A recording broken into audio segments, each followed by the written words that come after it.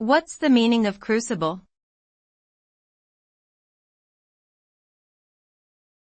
Crucible.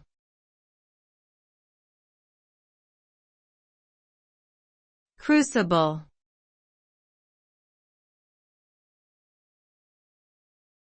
Crucible.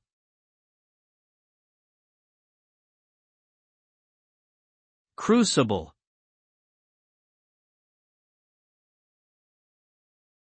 The word crucible can have multiple meanings, depending on the context. In a literal sense, it refers to a container that can withstand high temperatures and is used for melting materials. In a figurative sense, it can refer to a difficult or transformative experience that tests the character of a person or organization. The results of going through a crucible can vary. It can lead to growth, strength, and resilience, or it can reveal weaknesses and flaws.